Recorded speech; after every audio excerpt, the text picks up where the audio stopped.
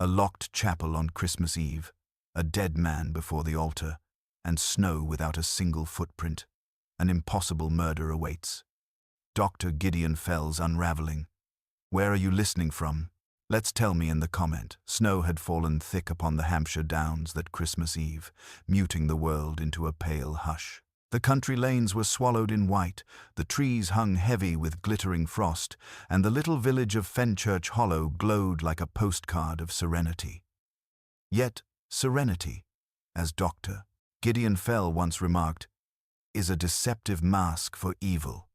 At the heart of that village stood Street Ethelred's Chapel, a 12th century relic clinging stubbornly to life.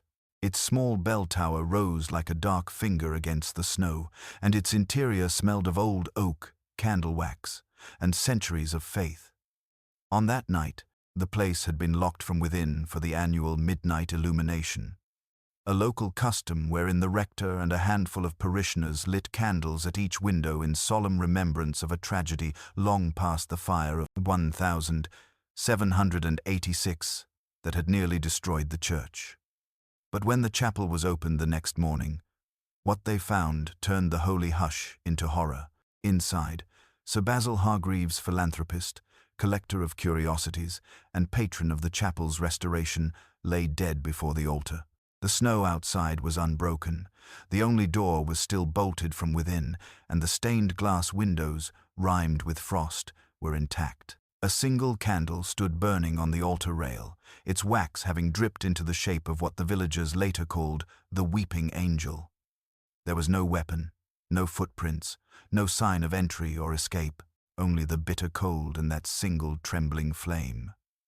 The local constable had sent a telegram to London before dawn.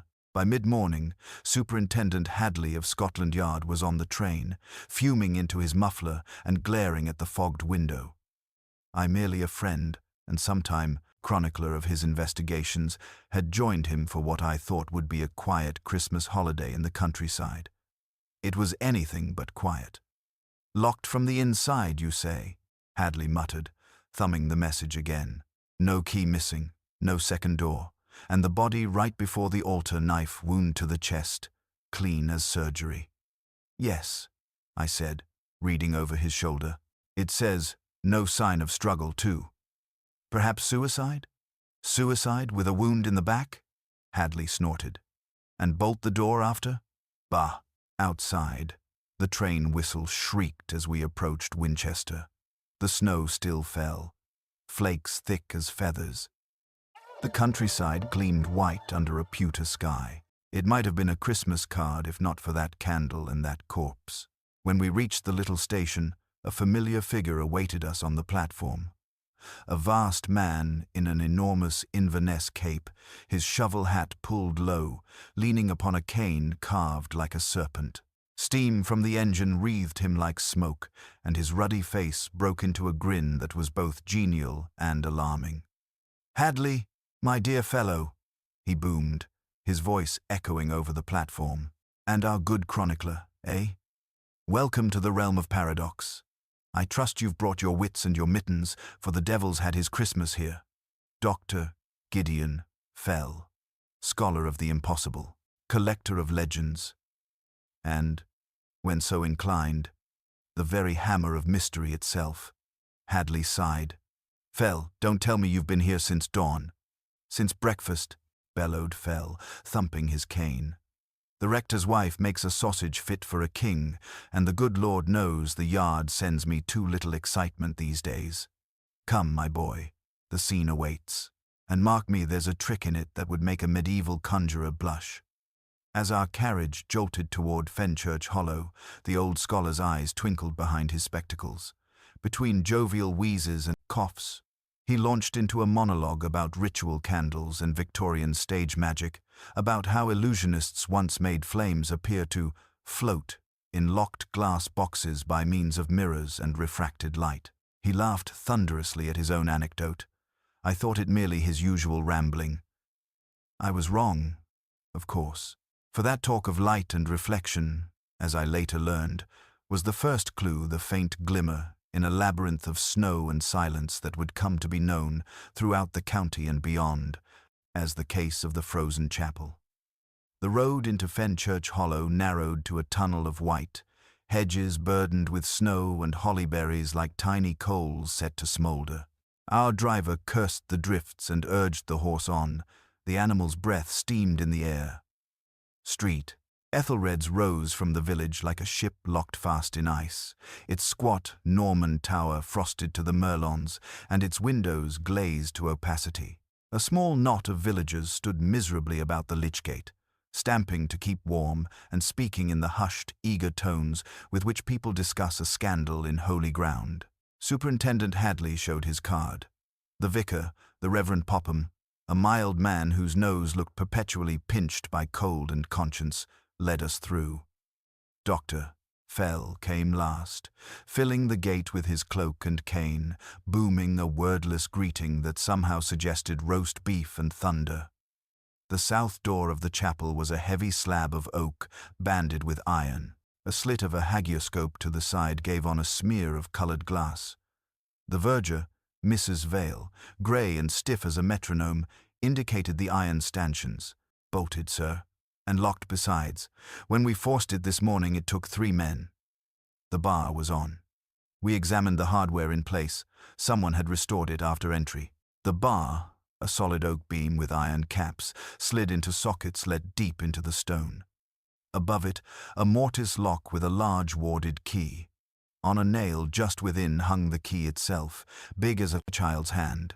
There was no sign of splintering. The staples were ancient but sound. Hadley grunted, ran a finger round the socket, and came away with a smear of old dust, unbroken. "No one's tampered with that since the flood," he said. "Just so," wheezed Fell. And he raised his cane to tap, not the lock, as I expected, but the edge of the door where a feathering of frost had crept beneath the iron strap. "And yet the draught, my boy." "The draught," he murmured, and produced a twist of paper, which he lit and held near the jamb. The flame bent, faintly but steadily, toward the nave. "A house that breathes," he chuckled. "Note that. Note it well. Old buildings wheeze as men do." Then, to the vicar, "You found him?" "Just after 6, Popham whispered. "I came early to kindle the stove. We extinguished the candles before matins. I unbarred the door well. The men did, and there he was, by the altar steps. God rest him." His voice failed. Sir Basil Hargreaves lay with hands open, as if imploring the painted saints above. The wound, clean and neat, was in the left breast, through winter cloth that had darkened and stiffened. No weapon lay near. The nave, cold as a larder, held the breath of extinguished wax, save for a single, slender candle, still alive upon the rail. Its flame a steady needle. The wax had wept. There was no other word into an image like a bowed figure with wings. It would have been fanciful if it were not uncanny. Frost filmed the inside of the window panes. The colors of the glass magenta and green were like bruises under ice. I saw no sign of footprints on the flagstones, save those tramped in by the rescuers. And beyond the threshold, the churchyard lay a smooth, merciless quilt. The graves were humps of white. The path to the gate was a trench of recent labor hacked by the men to admit us. Whatever else one might say, no person had crossed that yard between candle lighting and dawn. "Describe the custom," Hadley ordered, not unkindly. The verger stood with her hands folded, as if for communion. "We light at the 11th quarter to, sir," she said. "For the old fire, 12 candles in the nave, 2 at the altar, and 1 in the Lady Chapel window, if the draught allows. Then I bar the door from within, while Mr. Popham leaves by the vestry. And we meet again to secure the vestry door. Everything safe. Then home." She glanced at Dr. Fell. "It has been the way since before my grandmother." "You bar the south door from within," Hadley repeated. "And then how do you leave?" "The vestry has an outer door. I lock it on the key. Mr. Popham takes the key home." "Last night?" asked Fell, eyes crinkling. "Did the Lady Chapel candle behave?" "It guttered and went out," she said, "as it sometimes does. There's a cross draught from the organ loft. Mr. Lorimer. She nodded toward a thin, anxious man near the font. He will tell you about the draft. Organist? Said Hadley. Tenor and organist, the man replied, with a little pride. Edwin Lorimer. I heard the bell ring 12. I can swear it. I live across the green. The sound was muffled by the snow, but unmistakable. The bell, repeated Fell, and he peered upward into the shadow where the tower opened above the chancel arch. A rope drooped there, knotted smooth by many hands. Fell reached out a vast paw and pinched the fibers, then sniffed them in a parody of delicacy. Dust, he said softly, but disturbed dust. He held out his fingers. A faint grey smudge marked the pads. Someone had hold of this not many hours since. He turned his gaze to Sir Basil's right cuff. A like smear showed there, almost invisible against the dark cloth. And there we are. He chuckled, then subsided into rumination. Hadley crouched over the body. Doctor says time of death between midnight and 2. He told me in a low voice. Cold complicates it. He lifted the dead man's hand and let it fall. Pockets? He catalogued. Wallet untouched. A fob watch stopped at 12:30, a small program for a charity supper the night before, and in the right-hand overcoat pocket a box of matches and a little vial whose odor, when the superintendent uncorked it, set us all blinking. Camphor, he said, or something like it. Oil of wintergreen, observed Fell dryly. Useful for any number of honest ailments and some theatrical ones. We walked the nave slowly. The flagstones near the north transept showed a splashy dark patch. Water? I said, and touched it with a forefinger that came away wet and bitingly cold. From where? A glance upward showed the nearest window was rucked with frost. But Fell, stooping laboriously with a grunt, laid his cane along the sill of that same window and pointed to a narrow, glistening thread which ran down the inner stonework and disappeared behind the paneling. Melt, he wheezed. Not much, but some. Yet the frost on the pane is unbroken. His eyes shone with mischief. My dear Hadley, you will discover that frost, like evidence, can be made and unmade with equal facility. We examined the vestry. Its outer door, a smaller cousin of the south, showed no violence. Its lock responded to the rector's key with an honest clunk. Inside, the cupboard of sacred vessels was in order, the cassocks hung in a regiment, yet here, too, were trifles that nettled the mind. On the vestry table lay a taper, a mere inch of wax burned unevenly, so that one side had run and crusted, while the other remained smooth. A hymnal at the far end had a singe on its leather edge as though a match, carelessly laid, had flared and died. And in the corner, where the bell rope passed through the ceiling, a single strand of scarlet wool clung like a thread of blood. Mrs. Vale glanced at it and pinched her lips.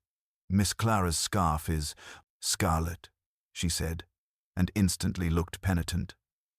Sir Basil's niece, she added. She helped last night. She is young.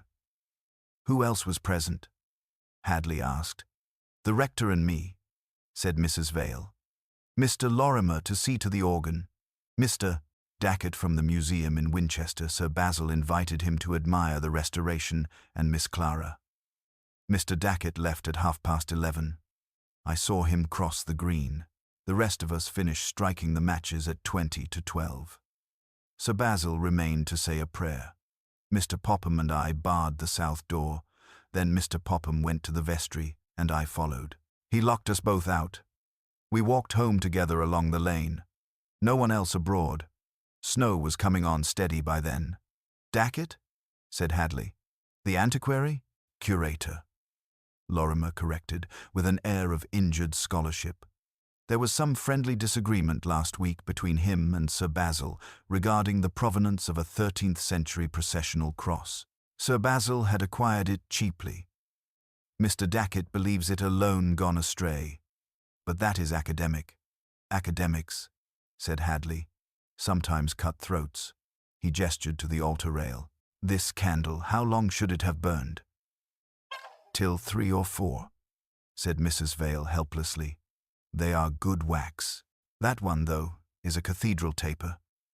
Sir Basil brought it himself. Brought it? Fell leaned nearer.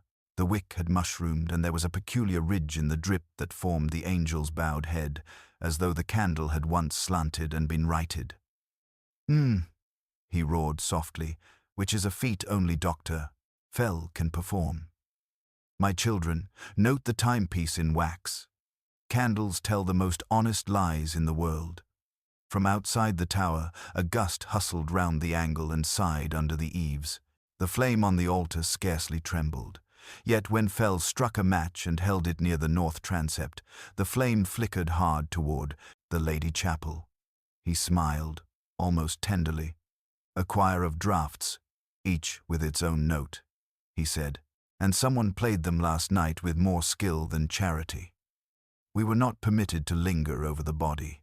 The doctor wrung his hands about the cold and his schedule, and the rector, having steadied himself with a prayer, supplied what times he could.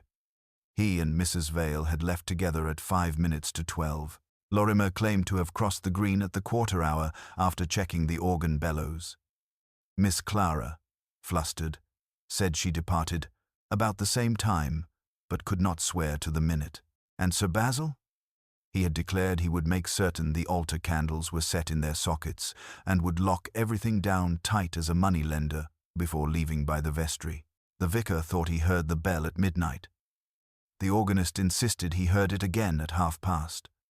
No one admitted returning. Then, said Hadley, we have a man killed within a sealed and barred church, snow clean as a poker table outside, no weapon, and a bell rung by nobody. Nobody? Echoed Fell gently. He looked up at the rope. His eyes were bright as though he saw, not the present, but a demonstration in some dusty lecture room of the mind. He tapped his cane twice on the stone. My dear fellow, in such places, nobody is the busiest of all tenants. I found my gaze drawn again to the little things. The singed hymn book, the melted thread of water, the scarlet fibre near the bell rope, the curious ridge in the candle's weeping. They were only trifles. They meant nothing. Yet they clung to the mind like burrs, and I could not shake them off as we stepped back into the white hush of the churchyard and the villagers' eager faces. Remember, Fell said to me in an undertone as we crunched through the trench to the gate, what I told you about floating flames and mirrors. Since the days of Robertson's phantasmagoria, men have made light misbehave. Here it is not the light that is false, but the history of the light. A candle is a clock if you read it. We shall read this one presently, and the church itself will read to us aloud. Lord, what a pudding of a case. My boy, keep your eyes on hinges and on habit. A murderer depends on both. The village inn, the King's Lantern, was a low, timbered building crouched under a thatch of snow. Smoke rose faintly from its crooked chimney. Inside, the air shimmered with firelight and the rich smell of ale and peat. By the time we reached it, the cold had turned our breath to steam and my fingers to stone.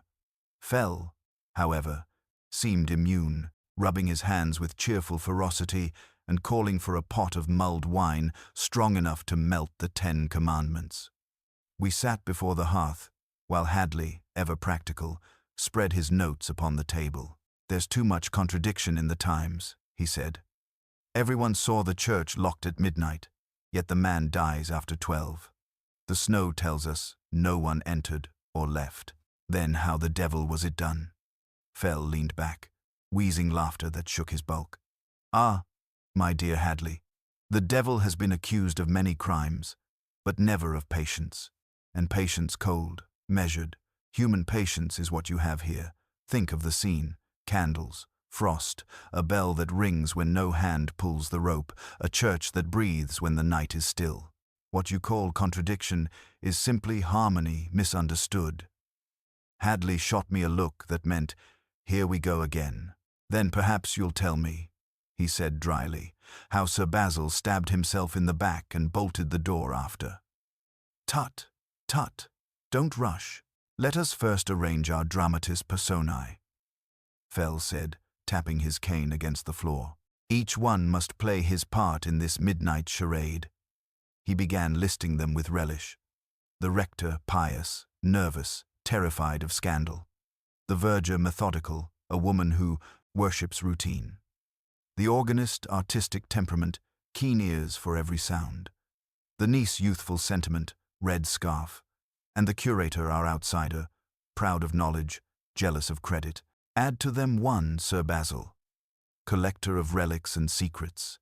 Mix with snow, candlelight, and a history of fire. Stir well. Hadley scowled but listened. I had seen this performance before, Fell weaving atmosphere while others missed the trapdoors beneath his words. What troubles me, I said, is that bell. If the rope was used, someone had to be inside. Yet there were no prints, no open doors, no windows disturbed. Fell's eyes gleamed. Ah, precisely. The bell is our chorus. It tells us when the play began, but not who rang it. He leaned forward, voice softening.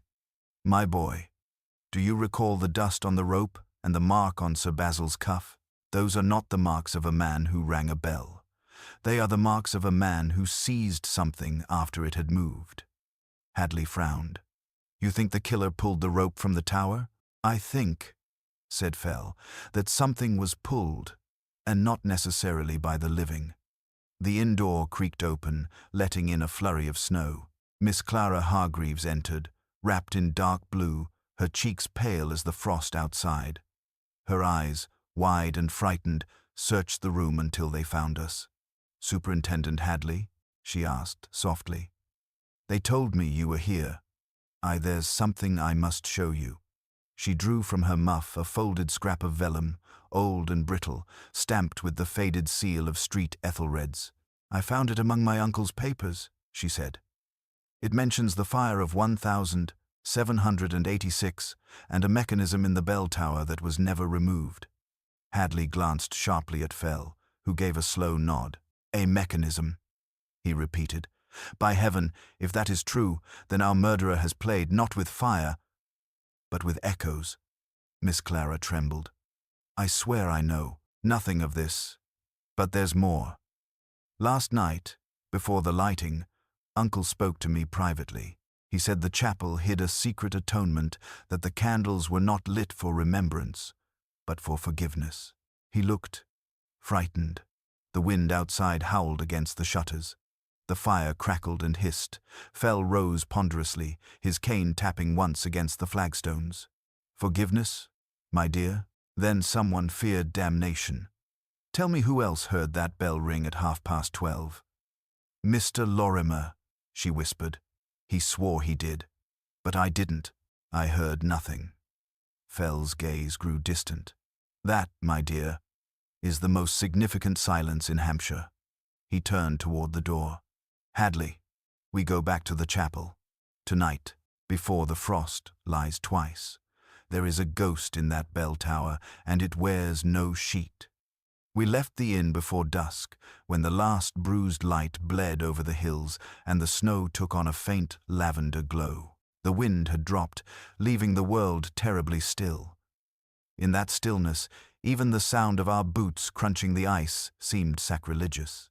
Miss Clara rode beside us in silence, clutching her uncle's vellum letter. Dr. Fell, bundled in his great cloak, hummed some medieval tune under his breath, a habit I had learned to dread, for it usually meant his mind was closing upon an idea.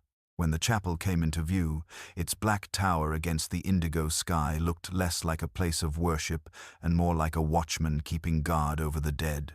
The snow around it had frozen hard, glittering like glass. The constable, lantern in hand, stood by the gate and started when he saw us. All secure, sir. No one's entered since morning. Hadley nodded, then turned to Fell. You really mean to go inside again in this light? My dear Hadley, said Fell. It is precisely light we go to study, the kind that hides its own history. Inside, the air was sharper than before, and every breath plumed white. The corpse had been removed to the vicarage, leaving only a dark shadow upon the flagstones where it had lain. Fell's first act was to lift the burning candle from the altar and study its wick. "Aye," he murmured, "still as I expected. The wick mushrooms one way, and the drip tells another. Sheer artistry. Someone knew how to tell a false time by candle." He motioned for the rector, who hovered by the doorway, to bring a lamp closer. "Now," Fell continued, "observe this ridge along the wax. The flame once leaned to the right for several minutes. Why? Because the candle was tilted, probably carried in haste, before being set upright again. Therefore, it was not burning here all night as supposed." Miss Clara stepped closer, her gloved hands trembling. But how could it burn at all if the church was locked? And why bring it in later? Fell peered at her over his spectacles. "Because, my dear young lady, our murderer wished to prove the church had never been entered. He wished the world to think the candle burned from midnight till dawn without interruption. A candle is the perfect liar when properly coached." Hadley rubbed his chin. "You mean someone unlocked the church, murdered Hargreaves, and relit the candle to make it appear untouched? But there's the snow. No tracks, no footprints, no sign of entry. The snow," Fell said softly, "is the best accomplice a man could have if he understands its temper." He moved toward the north transept, where the patch of melted frost still glistened. From his great pocket he produced a magnifying lens and crouched heavily. "The frost melted here," he said, "because the pane was briefly warmed from the outside. Look, tiny rivulets, then refrozen at the edges. Our friend used heat, perhaps a lantern, perhaps a brazier, to melt the frost along the leaded joins. Then, by sliding a narrow tool between the loosened lead and the stone, he opened the small vent pane, enough to reach inside. A slim arm, or better yet, a wire could lift the inner latch." Hadley's eyebrows climbed. "That's absurd! Who would dare such a stunt in open view?" "In open view?" Fell chuckled. "My dear fellow, this window faces the churchyard yews, thick as a curtain. No one would see a man at work beneath them, especially in a storm. As for traces, the snow fell steadily. Within minutes, the wind would erase every mark of his passage." He tapped the sill with his cane. Once inside, the fellow bolted the door behind him, as custom dictated, then waited, perhaps even prayed. Sir Basil arrived last, certain he was alone. The killer was not seen because he was already there, hiding where no one looked, possibly behind the organ loft or in the tower itself. After the deed was done, he left by the vestry, locking it neatly from without. Miss Clara's voice trembled. "But who would have reason to kill him? My uncle had no enemies." "On the contrary," Fell said, his tone suddenly grave. "He collected them as others collect coins. You recall that Mr. Dackett disputed the ownership of a relic. I suspect that relic may have played more than an academic part in this matter." He reached into his cloak and withdrew the folded vellum Miss Clara had given him earlier. "See here this mention of a mechanism remaining in the bell tower since the fire of 1786. What if that device was more than structural? Something used for the old phantasmagoria entertainments, mirrors, lenses, perhaps even pulleys for effects of light?" Hadley looked skeptical. "And this ties to murder how?" "Because," Fell said, "Sir Basil's blood was found before the altar, and yet his right cuff bore dust from the bell rope. He was attacked not in the nave, but in the tower above it. He stumbled down after being struck, leaving no trail on the stones because they were dusted with frost that quickly sealed behind him. For the bell that rang when no hand pulled well, perhaps a hand had pulled it, by means still hidden in that tower. The silence that followed was deep enough to hear the candle wax drip. Then, faintly, from somewhere above, came a sound, the soft creak of a rope under tension. Hadley froze. "Good God, did you hear that?" Fell's head tilted. "Indeed, the ghost in the bell tower still rehearses his act."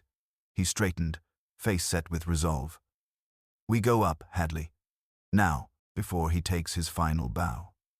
The stair to the bell tower was a narrow corkscrew of chill stone, worn hollow in the middle by centuries of feet. Hadley went first with the constable's lantern, its glow skittering over the walls. Fell followed behind, puffing like an old engine, his cane thumping at every turn. I came last, my hand brushing against the cold, damp stones, heart hammering with that irrational dread only old churches at night can summon. The smell of dust and iron thickened as we climbed. From somewhere above came a faint metallic rasp, as though a chain shifted of its own accord.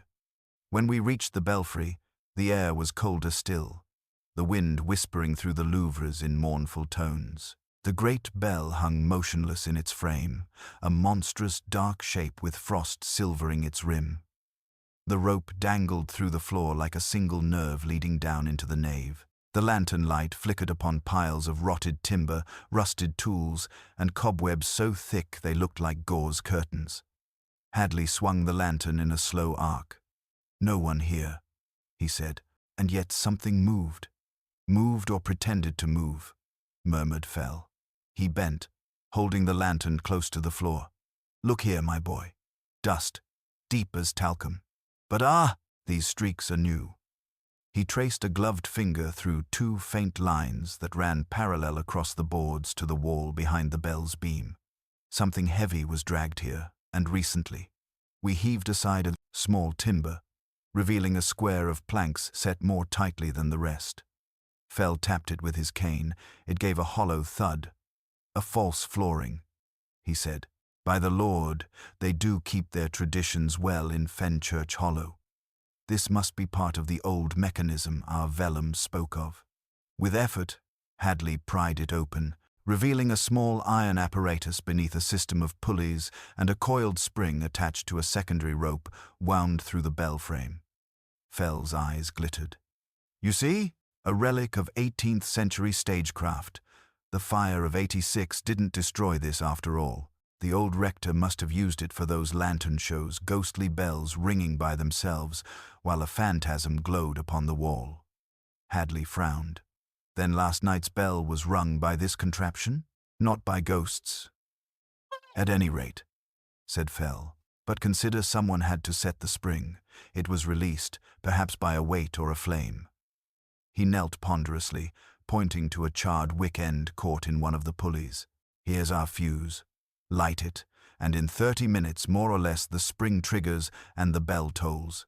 Ingenious. It allows a man to ring a bell long after he's gone." I felt a shiver crawl up my spine.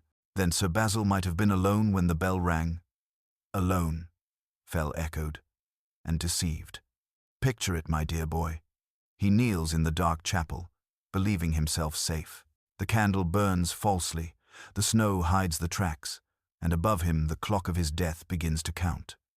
Hadley had been examining the beam where the pulley was fixed. "There's something else," he muttered. He pried loose a bit of cloth snagged upon a nail, a torn fragment of scarlet wool. Fell took it delicately, held it to the lantern, and nodded once. "Miss Clara's scarf," he said. "We expected that. But note the edge is scorched. Whoever came up here brushed too close to the fuse. A dangerous climb for a desperate purpose." Hadley's face hardened. "You're suggesting she—" "I suggest nothing," Fell interrupted, voice low but firm. "But we must not forget the nature of panic, Superintendent.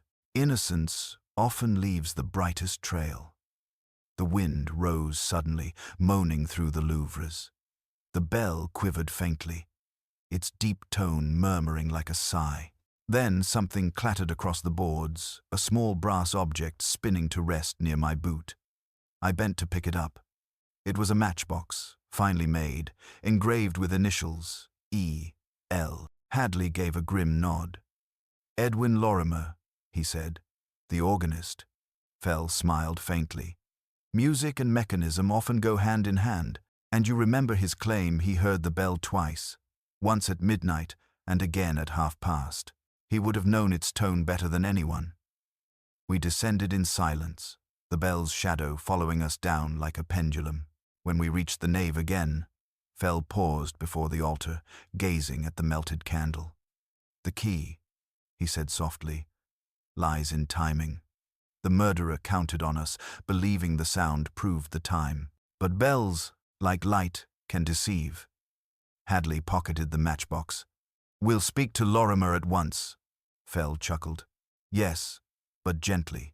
The man who plays with echoes seldom knows which ones will answer back. As we stepped into the freezing air, the snow began again, fine as dust, falling in perfect silence. I glanced up toward the tower and thought I saw, just for a moment, the faint orange gleam of a dying ember through the louvres, like the last breath of a ghost reluctant to leave. When we reached the vicarage, the lamps were burning low, casting long, nervous shadows across the sitting room. Reverend Popham rose from his chair as we entered, his thin face drawn tight with worry. Beside the hearth stood Edwin Lorimer, the organist, looking pale and jumpy, his eyes darting to the door as though he longed to flee. The window, hands clasped in her lap, the crimson scarf now folded neatly across her knees. The scene had the stillness of a stage before the curtain rises. Hadley wasted no time. He laid the matchbox on the table with a quiet click. "Mr. Lorimer," he said, "we found this in the belfry." The man flinched as though struck. I don't understand," he stammered. "I've lost things before. Could have fallen there any time weeks ago." Fell lowered himself into an armchair, his great cloak billowing around him like a sail. "Weeks, my dear sir?" he said mildly. "That is improbable. The floorboards above are thick with dust, older than most of the congregation. Your little matchbox, however, lies clean and shiny, its surface untouched by age or cobweb. It was dropped last night, or within the day." Lorimer's throat worked as he tried to speak. "You can't think good Lord. I respected Sir Basil. He was a patron of the choir. Then let us discuss music." Fell said pleasantly, "You told us you heard the bell ring twice at midnight, and again at past. No one else heard the second tolling, not even Miss Clara, whose room faces the chapel. Tell me, Mr. Lorimer, are you certain it was 12:30 you heard it?" The organist hesitated. "Yes, well, I suppose so. I looked at the clock on my mantel afterward." "Afterward," Fell repeated softly. "Not before. Then consider. A man who plays the organ knows the difference between sound and echo. The bell might have rung only once, yet your memory, that treacherous musician's ear may have doubled it." Hadley leaned forward. "Or someone might have wanted him to think it rang twice. Someone who knew how the sound carried in snow." Miss Clara lifted her head sharply. "You mean it wasn't real?"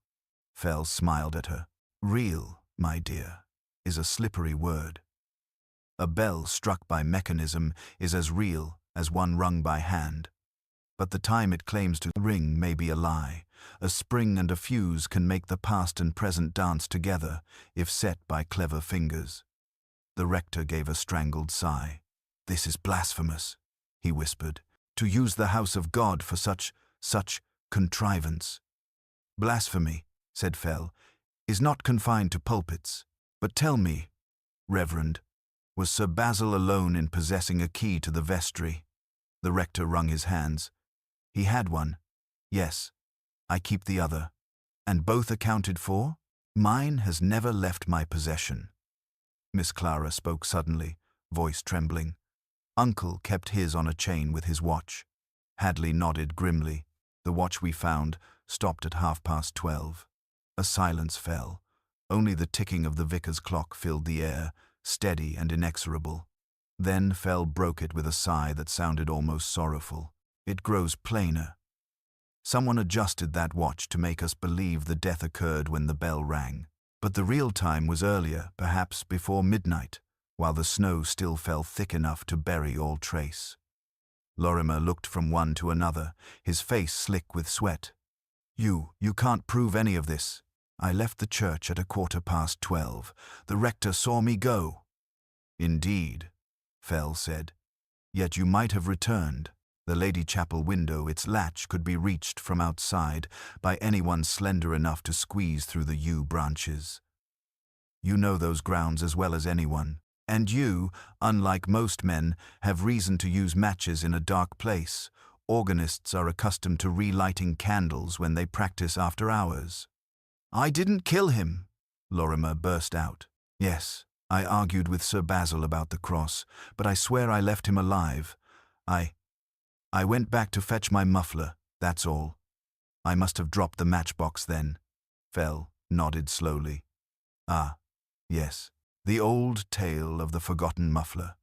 But you did not retrieve it, did you? It remains upstairs, perhaps caught in some pulley wheel, perhaps scorched at the edge like that shred of wool. You see, my dear fellow, lies are like ropes, they fray where they bear weight."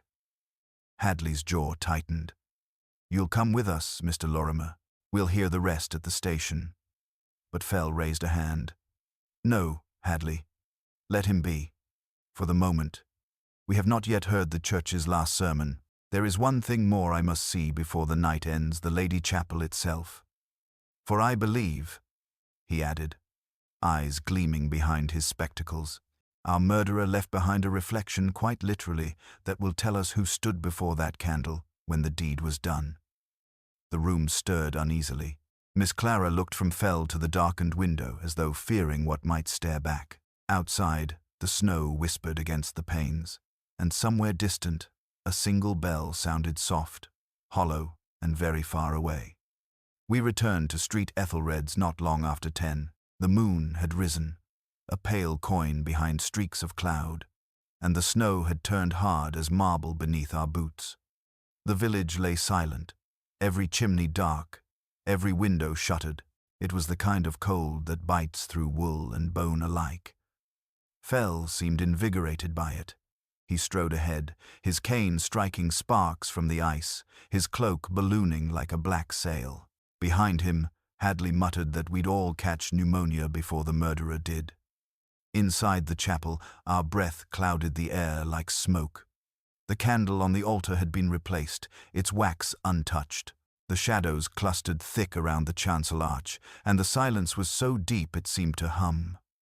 Fell took the lantern from Hadley and led us toward the Lady Chapel, the smallest of the side aisles. I had been there briefly that morning, a cramped alcove, its window a narrow slit of ancient glass, its floor paved with old memorial stones. But now, by lamplight, it seemed almost alive. "Note the angle," Fell murmured, gesturing to the window. "The glass here is uneven, warped by age. See how it catches the light?" He raised the lantern. The flame wavered, and a dozen tiny distortions rippled across the wall. Circles, shadows, the ghostly echo of motion. A primitive mirror, you might say. In the right position, it reflects not what stands before it, but what stands across from it. Hadley frowned. "You mean the altar?" "Precisely. Imagine now, the chapel dark but for a single candle. Someone standing here could see, faintly, what transpired before the altar, see without being seen.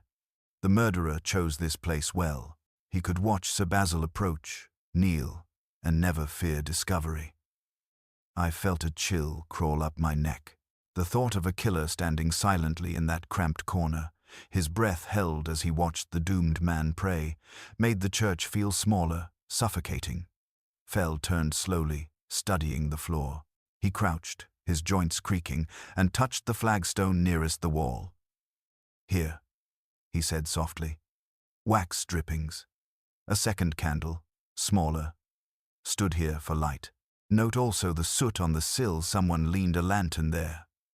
Briefly. The reflection we saw this morning, that odd shimmer on the frost, was no accident. It was part of his illusion." Hadley bent over the marks, his voice low. "So he waited here until Basil was distracted, then struck from behind." "Exactly. But not with a knife." Fell's hand moved to the air, miming the blow. "With something sharper, thinner, a metal spike or chisel, the kind used for fittings. He wanted a clean wound and silence. Then he descended by the vestry door, resetting the locks. Afterward, he used the fuse in the belfry to ring the bell, making us think the crime happened later." "But who?" I asked. "Lorimer?" He had the matches, yes, but the knowledge? Fell straightened, slowly, his face ruddy in the lamplight. Lorimer knew the mechanism, but not the fuse. That requires chemistry and curiosity. Who among our caste possesses both? The answer came to me even before he said it. Mr. Dackett, I whispered. Fell nodded. The museum curator, a man accustomed to old devices and controlled flames. He quarreled with Sir Basil over that cross, remember? And consider this, when Mrs. Vale described the lighting ceremony, she said Dackett left at 11:30. Yet, by his own admission to the constable, his train to Winchester departed at midnight from a station 3 miles away. Impossible, unless he owned wings or lingered in the village after all. Hadley exhaled sharply. We'll bring him back for questioning. Not yet, Fell said, almost tenderly. Let him believe himself safe for a few hours more. A criminal convinced of his own genius is easiest to corner. He turned his eyes back toward the altar. Before dawn, we'll stage our little demonstration here. You and I, Hadley, and our friends the rector and organist, let them see the miracle as Sir Basil saw it. When the candle burns as it burned that night, truth will reveal itself in the flame. Outside, the wind began to rise again, brushing against the window like fingers. The warped glass shimmered faintly, and for an instant, I thought I saw a shape within it, a man's outline, blurred, head bowed. Then it was gone, leaving only my reflection, pale and uneasy. Fell saw where I looked and smiled faintly. Ghosts, my boy, he said, are merely physics in fancy dress. But murder, that's the real haunting of mankind. By the time we reached the inn again, it was near midnight. The wind had sharpened to a shriek through the eaves, driving sleet across the panes. Miss Clara had been sent to the rector's care, and the rest of the village slept uneasily beneath its white shroud. Inside, the fire had burned low, throwing copper glints upon Fell's spectacles as he hunched before it, a vast silhouette of thought. Hadley sat opposite him, pipe between his teeth, glaring at the flames as though they were witnesses who refused to speak. I poured what was left of the mulled wine, but even that comforting steam could not thaw the unease that had settled over us. Fell spoke at last, his voice thick and deliberate. It's all pattern, Hadley. The trick of the murderer lies not merely in what he did, but when. The whole charade depends on the tyranny of time. Hadley snorted. You and your riddles again. Say plainly what you mean. Plainly, then, said Fell, thumping the arm of his chair. Sir Basil's killer killed him before the candles were lit. Every motion afterward, bolting doors, setting fuses, relighting wax, was rehearsal, not performance. The snow became his curtain, the bell, his applause. He knew the storm would erase his entry, and he counted on that. But if he killed him earlier, I said, what of the others who saw Sir Basil alive at 11:45? Fell wagged a finger. They saw someone moving near the altar.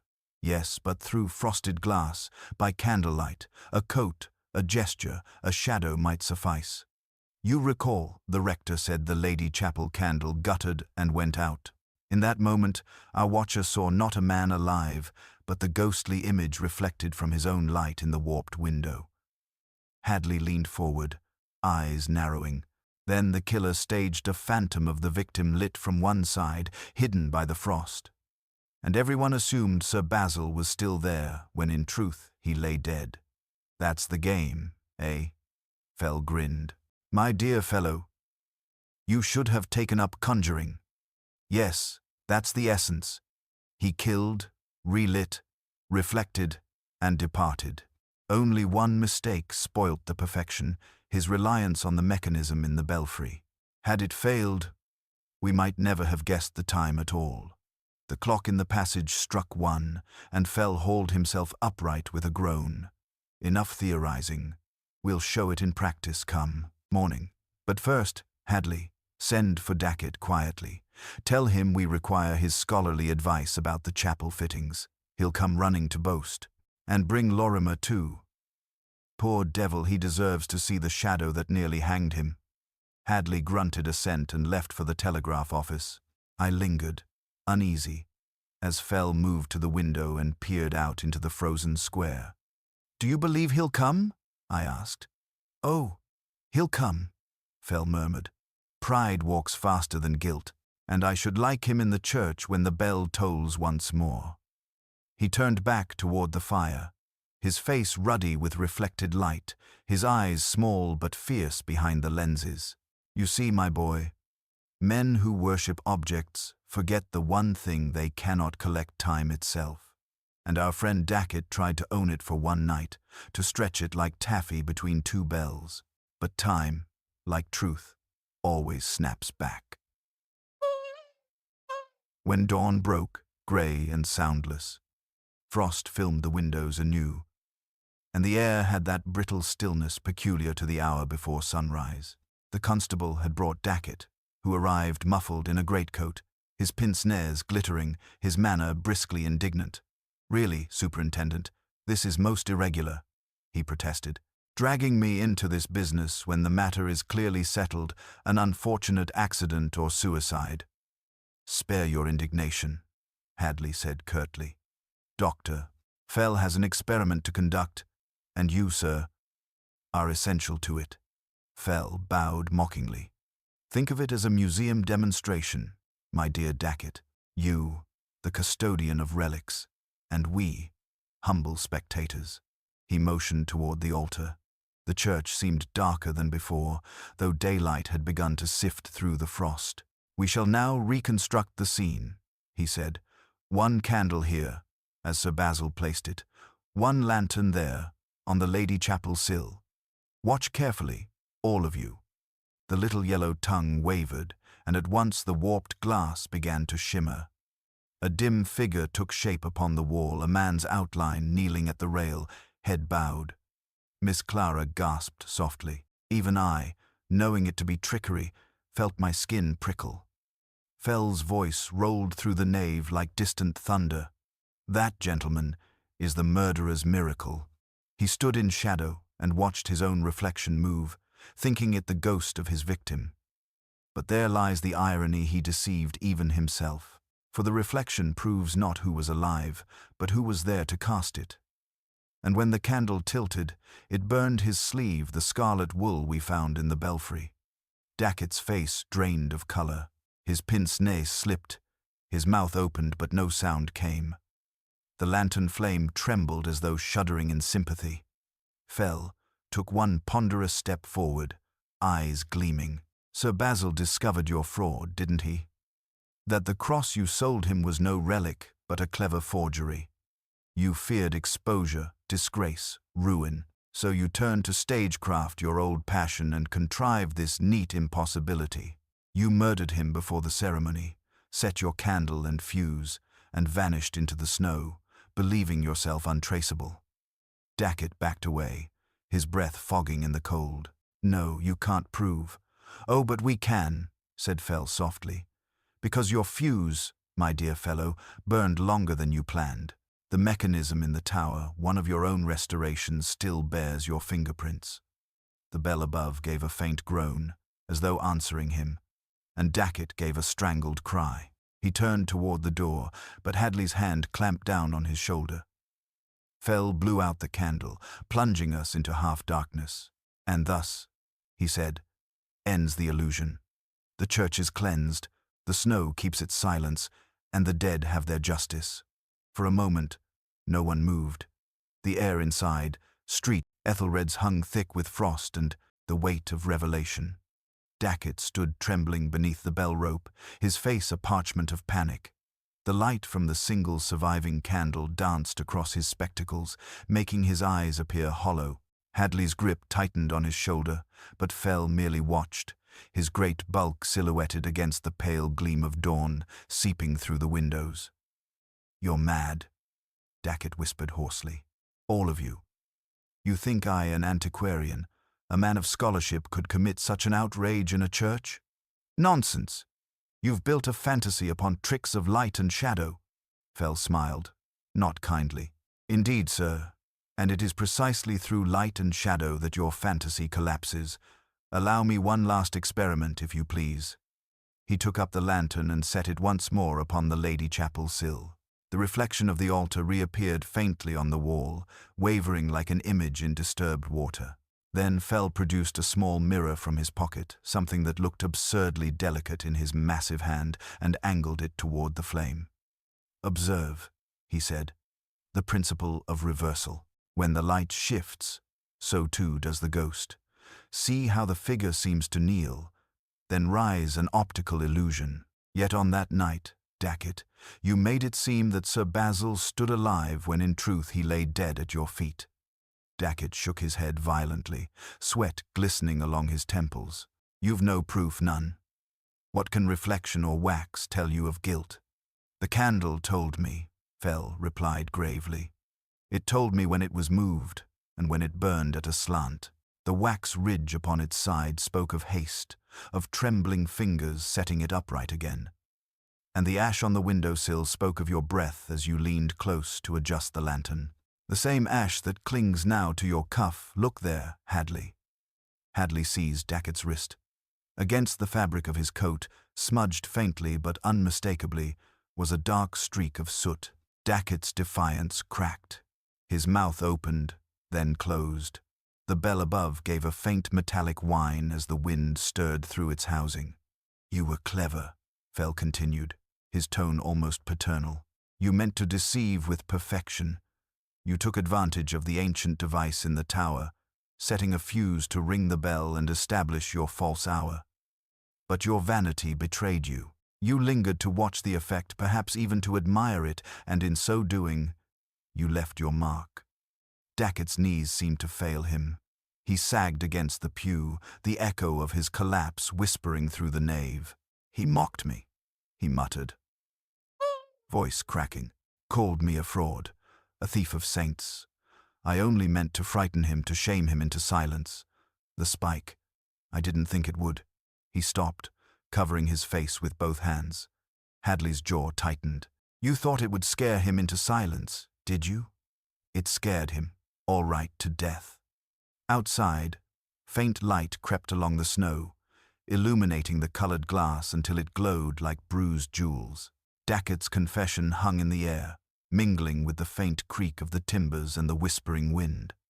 Fell turned away from him, addressing the empty church as though it were a lecture hall. "Ladies and gentlemen of reason," he murmured, "here ends another of mankind's little miracles.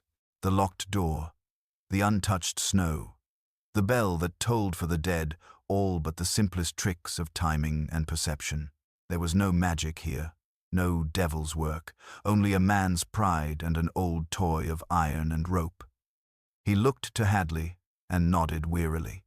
"You have your confession. Take him, my dear fellow, before the cold does it for you." As the constable led the broken curator out into the white morning, Fell remained where he stood, leaning on his cane. I could see the fatigue in him now. The great shoulders bowed a little. The mirth drained from his eyes. When at last he spoke, his voice was softer than I had ever heard it.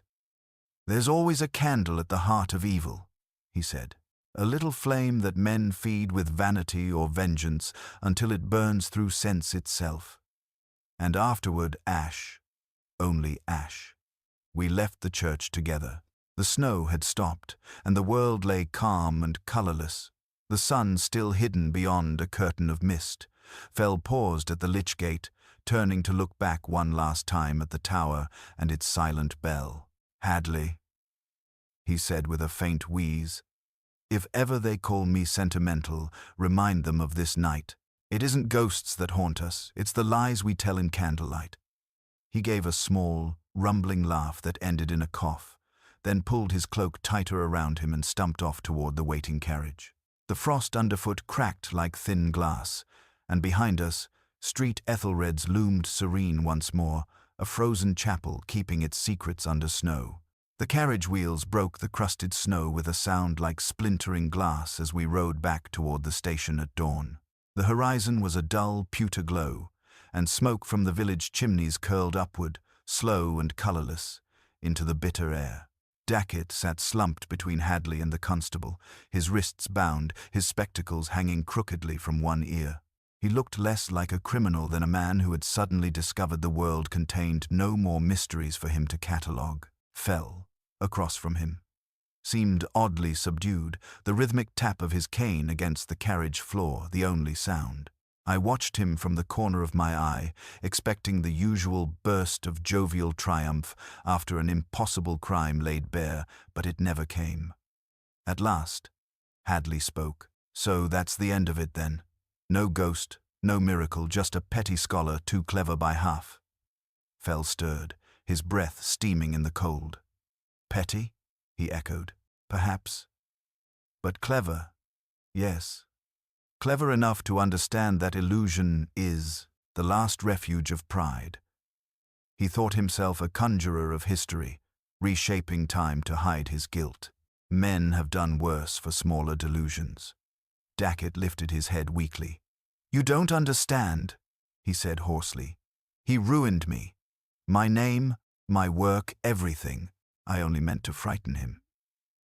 To make him confess that the cross was real. He called me a fraud before the others laughed at me." His voice cracked. "It was just a moment of rage. Rage rarely comes alone," Fell said gently. "It brings vanity to keep it warm. You wanted him to believe in your genius. So you made the impossible possible, an empty church, a dead man unseen, a bell that rang itself. And like every artist, you lingered to admire your own creation." Hadley gave a small, tired grunt. "We'll let the courts decide what sort of artist he was. For my part, I'll be glad to get back to London and thaw out." The carriage jolted over a rut, and Dackett flinched, shivering as though struck. Fell regarded him for a long moment before sighing. "There's a certain mercy in cold, you know," he murmured. "It preserves, even as it punishes. That church will keep his secret in the stone forever, how he used its ghosts to mask a man's death. Churches are patient. They've seen it all before." When we reached the station, the constable escorted Dackett onto the early train bound for Winchester. The whistle shrieked once, slicing through the stillness, and the carriages rolled away, leaving only a thin haze of steam that drifted over the platform like breath from an invisible giant. Hadley stamped his feet and turned to Fell. "Well, Doctor, another one for your catalogue. The Case of the Frozen Chapel." Fell gave a wheezy chuckle. "A good title, Hadley, but incomplete. Not frozen, my boy, forgiven. Evil is never frozen. It smoulders beneath the snow until some fool warms it again." He turned toward me, his spectacles fogged with his own breath. "You'll write it down, won't you? But not as a tale of blood and horror. Write it as a lesson in perception. The world's full of mirrors, my boy, some made of glass, some of guilt." We took the later train together, the countryside passing in ghostly flashes of frost and hedge. Fell spoke little after that. Once, I saw him gazing out at the grey fields, his lips moving silently, as though reciting some private litany. Perhaps he was thinking of all the other locked doors and impossible bells that men would devise in the years to come. When we reached London, the streets were wet with thawing slush, the air heavy with coal smoke and promise of rain. Fell insisted we stop at his rooms in Hampstead before parting. There, amid a chaos of books and papers, he lowered himself into his vast armchair with the air of a man returning to his natural element. The room smelled faintly of tobacco and old paper. He gestured for me to sit. "My dear boy," he said after a long pause, "do you know what the rarest illusion in the world is?" I shook my head. "It's the illusion of safety, the idea that truth, once found, remains still. Every age fashions its own impossible crimes, not with locks and snow, but with lies, with self-deception. Remember that the next time you light a candle. You never quite know what shadows it will summon." I left him there, the firelight gleaming off his spectacles, the faint wheeze of his laughter following me down the hall. Outside, London stirred awake beneath a thin drizzle. Yet, as I stepped into the street, I could almost hear the distant toll of a bell carried faintly through the fog, one last echo from Fenchurch Hollow, where snow still buried the chapel and the secrets that only Dr. Gideon Fell could truly unmask. It was several days before I saw Dr. Fell again. The case had already begun to fade from the papers, replaced by the usual parade of scandals and speeches. Dackett's confession had been duly recorded. His health had broken in custody, and he was sent under guard to the infirmary, where, according to Hadley, he spent his hours alternately praying and cursing Sir Basil's name. London, in its merciless appetite for novelty, had moved on. I found him one evening at his study in Hampstead, surrounded by piles of musty folios and half-empty tankards, the fire burning low. He was gazing absently at a candle on his desk, the same kind, I thought, that had burned in Street Ethelred's. "You've come, eh?" he rumbled, without turning. "Good. I was hoping you would. Sit down, my boy. Sit down and warm yourself. We'll speak of ghosts." I laughed uneasily. "I thought we'd exorcised all the ghosts at Fenchurch Hollow." He chuckled, the sound wheezing through his chest. "Oh no. Not all. The worst of them always follow us home." He gestured with his pipe toward a stack of correspondence. Hadley's reports, statements, measurements, photographs, all tidy and dull as account ledgers, yet something in it still scratches at me. "What could possibly remain?" I asked. "You exposed the mechanism, the illusion, the murderer. Even the motive stands clear as daylight." Fell struck a match, lighting his pipe. The flare lit his face, making his spectacles gleam like coins. "Motives," he said, puffing, "are never so simple as daylight. They have twilight edges. Dackett killed for pride, yes, but there was another shadow there, one I ignored." I waited. He leaned forward, lowering his voice. "You recall the relic, the processional cross Sir Basil purchased? Dackett claimed it a forgery, yet he fought to possess it. Why? Because it wasn't a forgery. It was genuine, too genuine. The sort of thing no provincial museum could explain owning.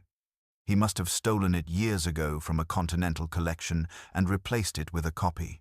Sir Basil discovered this. And that discovery, not pride alone, sealed his fate." The room seemed to tighten around us. "You mean," I said slowly, "that the entire quarrel, the argument that led to the murder, was really over concealing theft?" "Precisely." Fell exhaled a dense cloud of smoke. "I suspect Dackett's conscience was already fraying. The guilt of that theft gnawed at him. His intellect sought justification.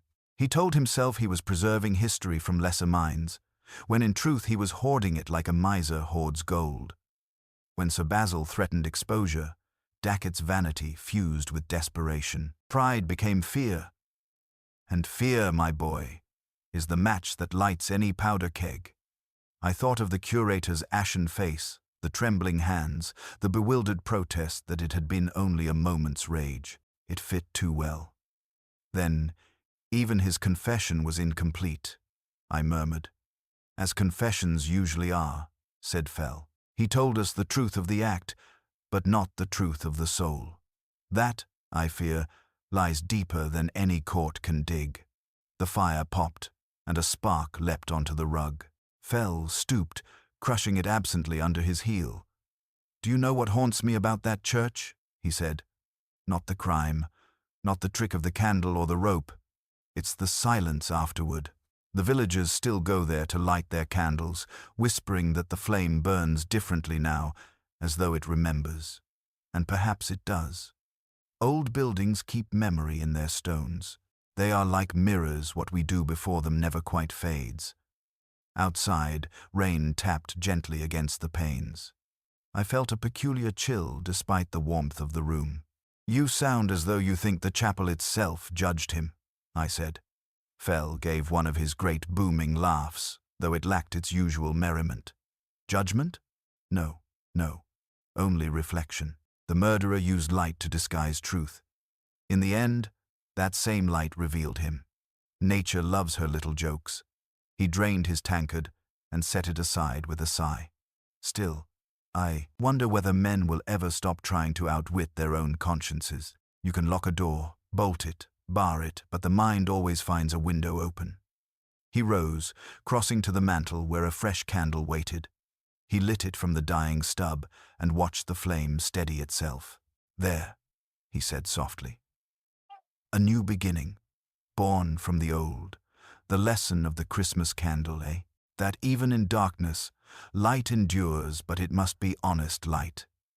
The clock on the wall struck 9, each chime muffled by the rain.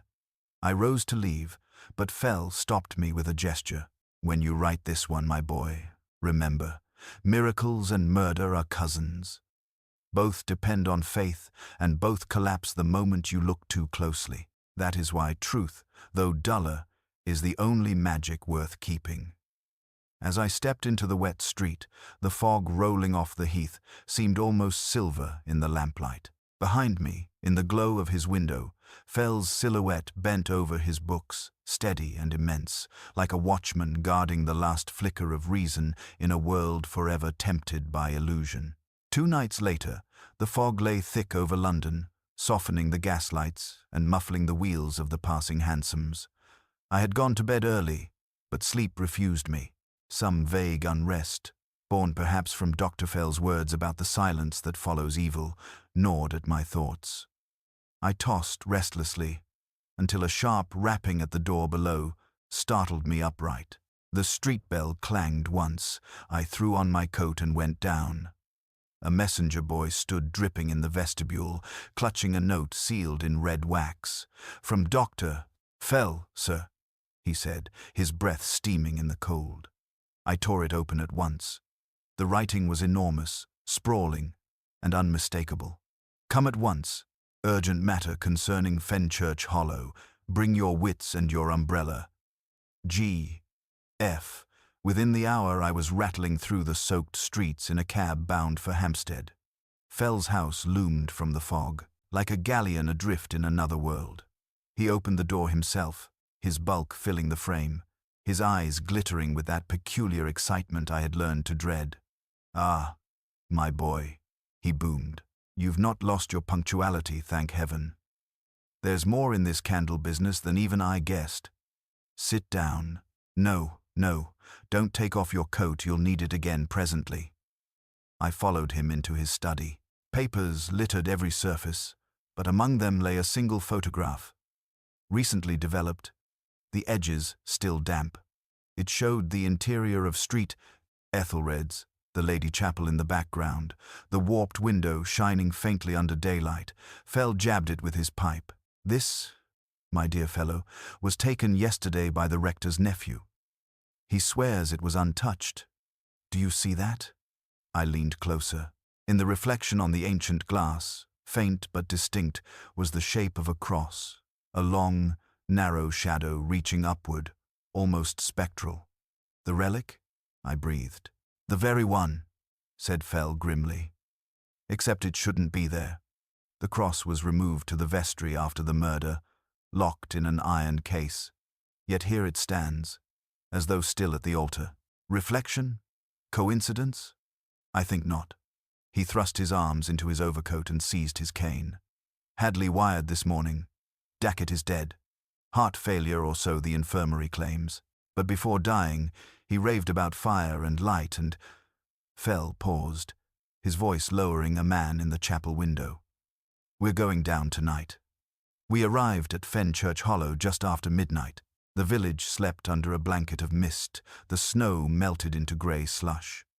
Street Ethelred's rose ahead of us, black and glistening, the bell tower lost in fog. The constable met us with a lantern, his face pale. "You're just in time, sir," he said nervously. "Strange lights in the church.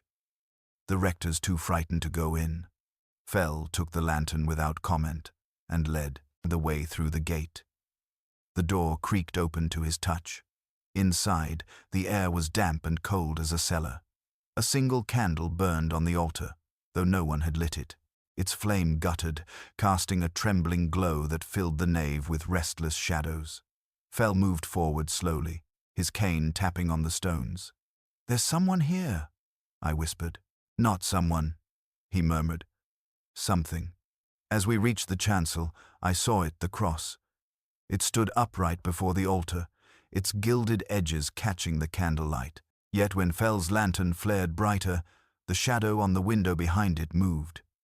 The cross vanished, replaced by a wavering outline that seemed almost human. For an instant, I felt my heart freeze. Then Fell's great hand shot out, seizing the lantern from me. "Aha!" he thundered, swinging it toward the wall. The illusion dissolved. There, half hidden behind a carved screen, crouched the source of the apparition, a metal reflector carefully positioned to throw the candle's image onto the glass. "Good Lord," I breathed. "But who?" Fell bent, examining the device. "Who else? The rector, poor wretch. He couldn't bear the scandal. He's been trying to restore faith in the miracle by recreating it, playing ghosts to sanctify the desecration. He thought to replace deceit with piety. We found Reverend Popham moments later, kneeling near the vestry door, his face buried in his hands. "Forgive me," he muttered brokenly. "The villagers whispered that the church was cursed. I meant only to bring them hope again, to make them believe in light." Fell knelt beside him, his vast hand resting gently on the man's shoulder. "My dear sir," he said softly, "belief founded on trickery is no faith at all. Let truth stand bare, and if it chills, so be it, it is still light." He extinguished the candle with a slow breath. Darkness folded around us, complete and honest. When we stepped outside, the fog had lifted, and the first pale hint of dawn glowed over the downs. Fell leaned on his cane, gazing at the horizon where the light was growing. "You see, my boy," he murmured, "men will always chase miracles, but the truest light never needs to deceive." The bell above us stirred once in the morning breeze, giving a single deep note that rolled across the sleeping fields, a sound neither of fear nor judgment, but of peace.